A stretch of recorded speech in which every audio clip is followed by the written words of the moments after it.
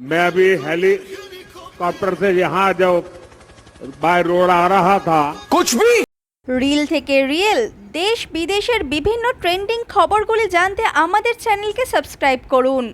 আমরা যে খবরগুলি তুলে ধরবো সেটা কিন্তু অন্য কোনো চ্যানেলে পাবেন না, তাই একটু স্কিপ না করে সম্পূর্ণ দেখতে থাকুন। Hello viewers, welcome back to the new episode of my channel. আবারও ভাইরাল হচ্ছে কঙ্গনা রানাওয়াতের ইন্টারভিউ। তার একটি উক্তির জন্য ফেসবুক, ইনস্টাগ্রাম, ইউটিউব সব জায়গাতে এখন কঙ্গনা রানাওয়াতের ছড়াছড়ি।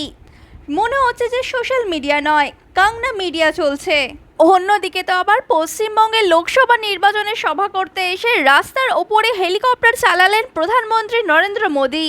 অন্য ধর্মকে টার্গেট করার ফল এবার হাতে নাতে পাচ্ছেন বাগেশ্বর ধাম। দারুণ মজা উড়িয়ে ইসলাম ধর্মকে কটাক্ষ করেছিলেন তিনি, কিন্তু এই কটাক্ষ এবার তার উপরই ভারী পড়ে গেছে। অন্যদিকে জেনে নেব কেন মুকেশ আম্বানি তার মেয়ের প্রিয় বাড়িটি বিক্রি করে দিতে বাধ্য হলেন। অন্যদিকে বাংলার মিডিয়া সমস্ত কাজ ছেড়ে পড়ে আছে রচনা ব্যানার্জির পিছনে। গরুর রচনার লেখক সেই রচনা ব্যানার্জি।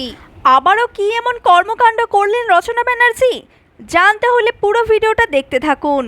সম্প্রতি টাইমস নামের সামিটে ইন্টারভিউ দিতে পৌঁছেছিলেন কঙ্গনা রানাওয়াত। সেখানে গিয়ে তিনি পলিটিক্যাল চর্চার সম্মুখীন হয়েছিলেন। পলিটিক্যালি এটাই ছিল তার প্রথম ইন্টারভিউ। সেখানে গিয়ে তিনি বলেন, স্বাধীনতার পর দেশের প্রথম প্রধানমন্ত্রী ছিলেন সুভাষচন্দ্র বসু। जब हमें आजादी मिली तो the first prime minister of India Subhash Chandra Bose. কিন্তু কিছু কিছু মিডিয়া বলছে কঙ্গনা রানাওয়াত নাকি ভুল বলেছেন। দেশের প্রথম প্রধানমন্ত্রী সুভাষচন্দ্র বসু তো ছিলেন না। কিন্তু কঙ্গনা রানাওয়াত কি কখনো ভুল বলতে পারে? কঙ্গনা রানাওয়াত বড় মাপের মানুষ, নিশ্চয়ই কোনো বড় বই থেকে এই তথ্যটা তিনি পেয়েছেন। আমি এবং আমার দর্শক শুধু সেই বইটার নামই জানতে চাই, যেখানে লেখা আছে স্বাধীনতার পর ভারতের প্রথম প্রধানমন্ত্রী নাকি ছিলেন সুভাষচন্দ্র বসু। ইন্টারভিউর শেষে কঙ্গনা রানাওয়াত বলেছেন এই ইন্টারভিউটা অবশ্যই ভাইরাল হবে, কারণ তিনি জানেন তিনি কোথাও একটা গন্ডগোল পাকিয়ে দিয়েছেন। বিজেপির হাত ধরে নতুন নতুন রাজনীতিতে পা রেখেছেন কঙ্গনা রানাওয়াত, আর প্রথমবার ইন্টারভিউ দিতে এসে দেশের প্রথম প্রধানমন্ত্রীর নাম বলতে গিয়েই স্লিপ খেয়ে গেলেন কঙ্গনা রানাওয়াত। এটা তার এক্সপ্রেশন দেখে বোঝা যাচ্ছিল যে তিনি দেশের প্রথম প্রধানমন্ত্রীর নামটাই জানেন না। অন্যদিকে কঙ্গনা রানাওয়াতের আদর্শ প্রধানমন্ত্রী নরেন্দ্র মোদী। তিনি তো আবার পশ্চিমবঙ্গে সভা করতে এসে আকাশপথ আর স্থলপথ এক করে ফেলেছেন। তিনি নাকি বাই রোডে হেলিকপ্টারে করে এসেছেন। তবে প্রধানমন্ত্রী নরেন্দ্র মোদী কি জানেন হেলিকপ্টারে কটা চাকা হয়? আমার মন বলছে এবারে এই প্রশ্নটা কিন্তু ইউপিএসসিতে আসবেই আসবে। চলুন দেখে নিই প্রধানমন্ত্রী নরেন্দ্র মোদীর এই বক্তব্যকে শ্রদ্ধা করে ভারতবাসীরা কি কি মন্তব্য করেছেন। मैं अभी हेलीकॉप्टर से यहाँ जब बाय रोड आ रहा था हे प्रभु हे हरि राम कृष्ण जगन्नाथ प्रेमानंद, ये क्या हुआ?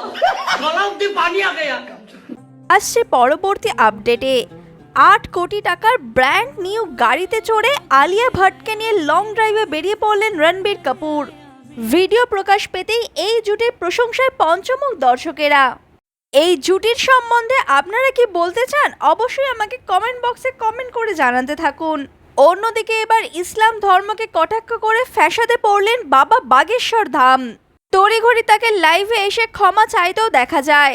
চলুন দেখে নিই কি মন্তব্য করেছিলেন বাবা বাগেশ্বর ধাম, আর কেনই বা তাকে ক্ষমা চাইতে হলো। ক্ষমা চেয়ে তিনি লাইভে এসে কি বলেন সেটাও আমরা শুনে নেব।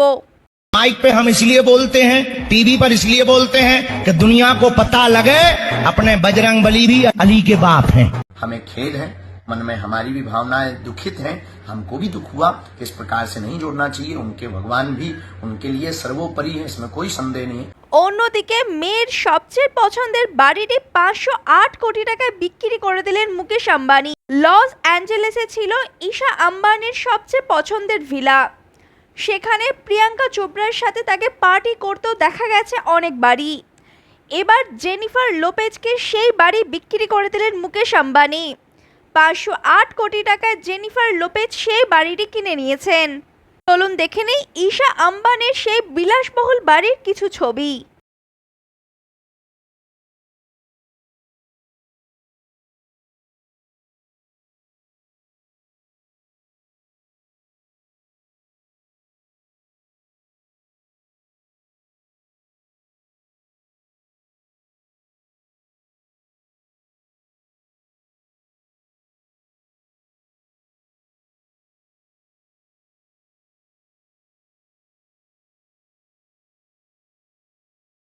গরুর রচনা বানানো শেষ হওয়ার পরে ইফতার পার্টিতে দেখা গেল রচনা ব্যানার্জিকে।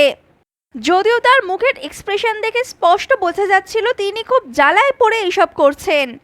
সাধারণ মানুষের সাথে বসে সাধারণ খাবার দিয়ে ইফতারি করতে খুবই ইতস্তত বোধ করছিলেন রচনা ব্যানার্জি।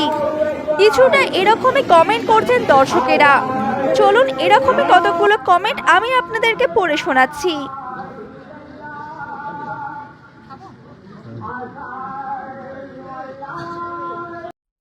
একজন তো কমেন্ট করেছে এগুলো খাওয়ার জিনিস কিনা তাই ভাবছেন রচনা ব্যানার্জি। আবার একজন বলছে আজ থেকে দিদি নাম্বার 1 শোয়ের নাম পাল্টে হয়ে যাবে বেগম নাম্বার 1। আর কেউ কেউ তো ব্যানার্জি সারনেমের ওপরই সন্দেহ প্রকাশ করছে। আবার কেউ রচনাকে মমতা ব্যানার্জির বোন বলছে। ব্যানার্জি যেটা ঠিক করেছেন সেটাই, যেই জায়গা থেকে ওনারা আমাকে বলতেন আমি সেই জায়গায় যেতাম। হুগলি ওনাদের মনে হয়েছে তাই আমি হুগলিতে যাচ্ছি। হুগলির মানুষরা লাকি যে আমাকে পেয়েছেন।